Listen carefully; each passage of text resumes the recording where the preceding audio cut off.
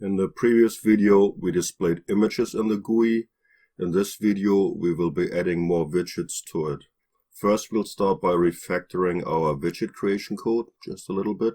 Then we'll use more label frames to group related widgets. We'll have a little trick using the height of a little label attribute for spacing, for alignment basically.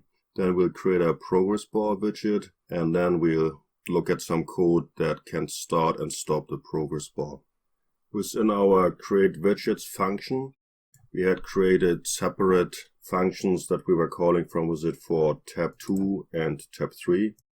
But the code for tab 1 we just had in the middle here, in between, and that got a little bit ugly. So I factored that out. I created a new function called it tab 1 widgets, same naming convention as tab 2 and tab 3.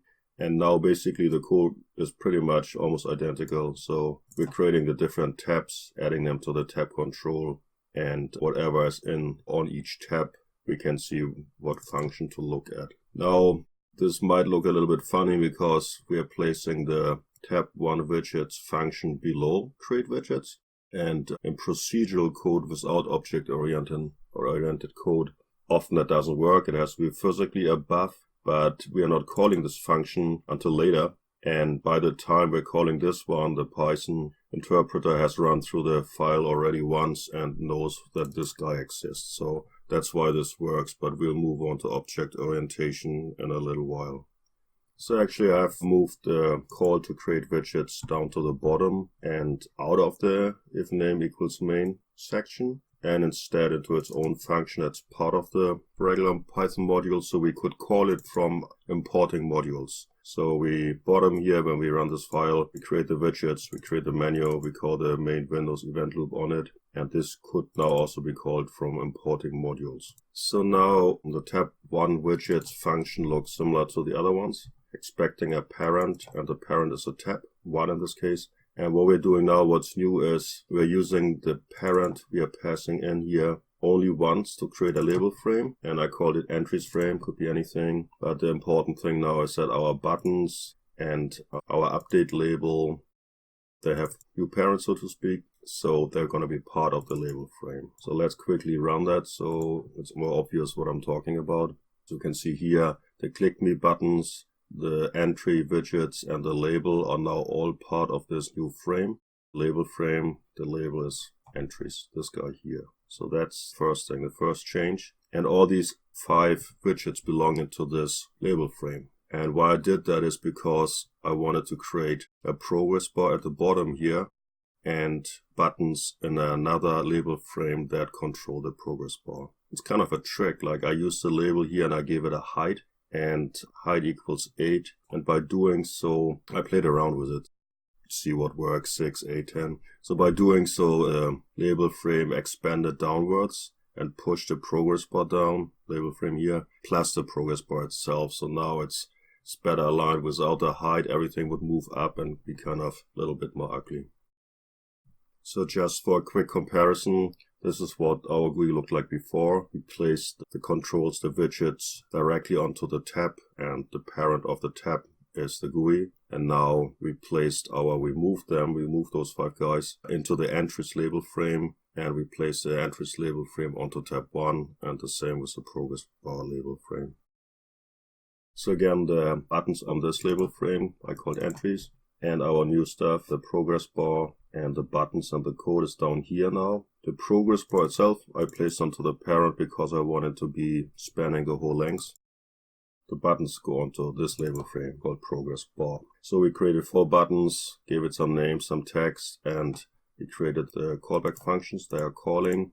And those are 4, and there's a reason for it. Those 4 functions do 4 different things.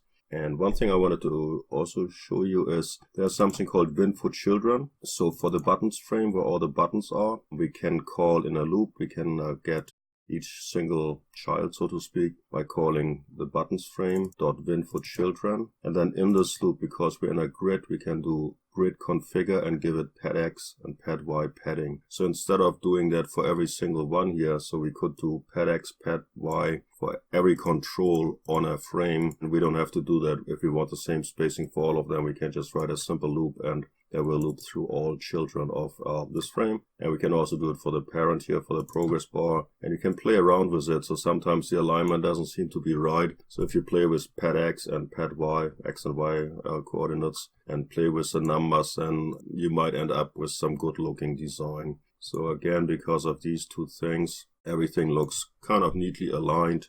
So the padding here moves the label box and the widgets inside it further away from the edge. Same here. And there's some space in between and some space here too. So let's actually run the progress bar, and then we look at those 4 functions in a little bit more detail. So the first one here, run progress bar, that's a loop and has a sleep inside. When we click on it, the progress bar will run from the left to the right.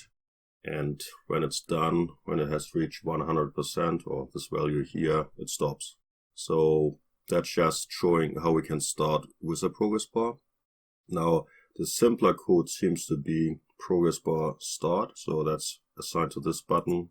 That's a callback function. So when we click this one, it seems to be doing the same, but actually once it reaches an endless loop, it never stops. So the first one, we set it in this code to stop when it reaches the end, but the next one, when we just call start on the progress bar, it never stops until we stop it. So we have to click a button here, and this one stops it immediately. So we call stop here, and this is stop after a second. We also call stop on it. But we call on the GUI, we call after the wait of milliseconds. So we're waiting 1000 milliseconds. So basically we're waiting 1 second after clicking, and it stops a little bit later. This one is immediately, and this one is later. And of course, this is just some code that shows how to create a progress bar. In reality, later you won't physically click the buttons. You would have some timer somewhere, maybe data download, network load, whatever, and this will programmatically those things. But this is how we can program a progress bar in with tkinter. I think it's kind of neat. And the interesting thing is we use sleep in the loop, and with sleep you have to be really careful because it can easily freeze the entire GUI. But within this loop, waiting for 0.05 seconds. So within this loop, everything is still functional. So when we start the progress bar, we can click on the other tabs. We don't get like the GUI doesn't freeze, can go back to it, finish, but when we use this one. So everything is still functional, and it can happen relatively easily that things freeze in a graphical user interface. So just be careful when you use sleep. In this video, we added more widgets to our GUI. In the next video, we will refactor our entire code into object-oriented programming classes.